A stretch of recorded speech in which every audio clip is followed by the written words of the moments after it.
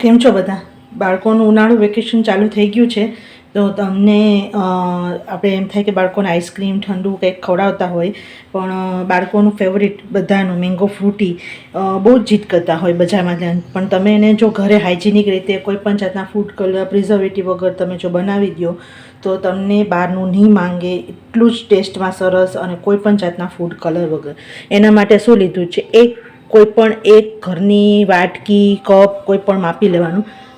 1 cup mango પાકો, આપણે રાઈપ mango એટલે આપણે 1 કપ લીધું છે અને 3/4 કપ કાચી કેરી લીધી છે.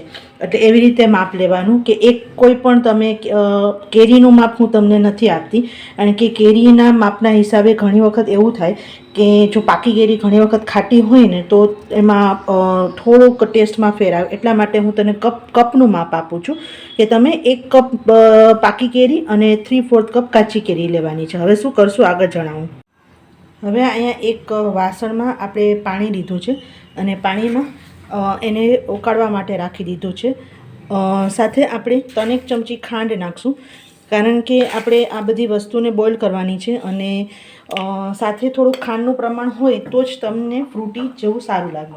તો પહેલે એની અંદર આપણે કાચી જે કેરી છે એ નાખી દઈશું અને સાથે પાકી કેરી. હવે તમને એમ થશે કે પાકી કેરી ને બોઇલ કરાય.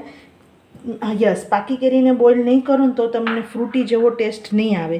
હવે હું આ ખુલ્લા વાસણે ઉકાળું છું. આપણે બહુ એને ઉકાળવાનું કે અહીંયા એને બાફવાનું નથી, જસ્ટ ખાલી મેસી જેવું થાય, થોડુંક પોચું થઈ જાય ત્યાં સુધી, એટલે એને આપણે ખુલ્લા ગેસે ઉકાળીએ છીએ. આ વસ્તુ તમે પ્રેશર કુકરમાં પણ કરી શકો, પણ પ્રેશર કુકરમાં ઘણી વખત એક બાફવાની અલગ પ્રકારની સ્મેલ આવે છે.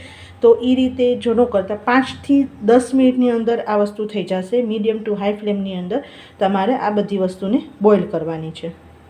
જો આપણે થોડુંક મેસી થઈ ગયું છે અને હવે હું ગેસ બંધ કરી દઈશ અને ગેસ બંધ કરીને આમાં આપણે ઠંડુ થવા દઈશું. અને ઠંડુ થઈ ગયા પછી કેવી રીતે કરવું એ જણાવો. આમાં ઠંડુ થવા દેવાના હિસાબે બહુ ઝાઝી વાર તમારે એને કૂક નથી કર્યું. મેં 7 જ મિનિટ આપણે એને ઉકાળેલું છે.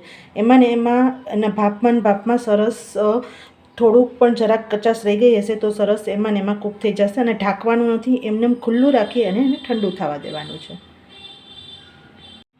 જો આપણું મિશ્રણ છે ને ઠંડુ થઈ ગયું છે અને હવે તમે બ્લેન્ડર ફેરવી શકો અથવા હું મિક્સરમાં નાખીને સરસ એકદમ ફાઇન.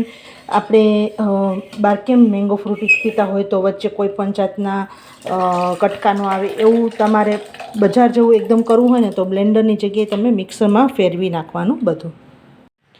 જો સરસ એકદમ ફાઇન મેંગો ફ્રૂટી જેવો કલર. હવે આ છે ને થીક હોય એટલે થોડુંક આની અંદર પાણી નાખી દેવાનું. અને હું આવું છે ને પ્રિપેરેશન સવારે જ કરી લઉં, એટલે તમારે આખો દિવસ ગમે ત્યારે કોઈ દિવસ ક્યારેક રાત્રે પણ જો તમારે મહેમાન આવેલા હોય ને તમારે બનાવવું હોય ને અને કોઈને સર્વ કરવું હોય ને તો તમે સવારે પ્રિપેરેશન કરીને રાખી દો. અને આ 2-3 દિવસ સુધી કાંઈ ફ્રીઝમાં થતું નથી, એવું ને એવું રહે છે. જો એકદમ મેંગો ફ્રૂટી, બજાર જેવો કલર, બજાર કરતાં પણ સારો ટેસ્ટ અને બિલકુલ પ્રિઝર્વેટિવ વગર, ફૂડ કલર વગર, કોઈ પણ જાતનું એસન્સ નથી. Real mango Frooti. હવે તમારા બાળકો જીદ કરે તો બિલકુલ ના ન પડતા, એને ઘરે આવી રીતે બનાવીને તૈયાર કરીને આપશો ને તો બહુ જ મજા આવશે અને તમે પણ ઘરના બધા એન્જોય કરી શકશો. જો આ રેસીપી ગમી હોય તો પ્લીઝ લાઇક, શેર અને સબસ્ક્રાઈબ કરી દેજો. સાથે બેલ આઇકન દબાવી ઓલ દબાવી દેજો, જેથી આવનારા બધા વિડીયોની નોટિફિકેશન તમને મળતી રહે. આવજો.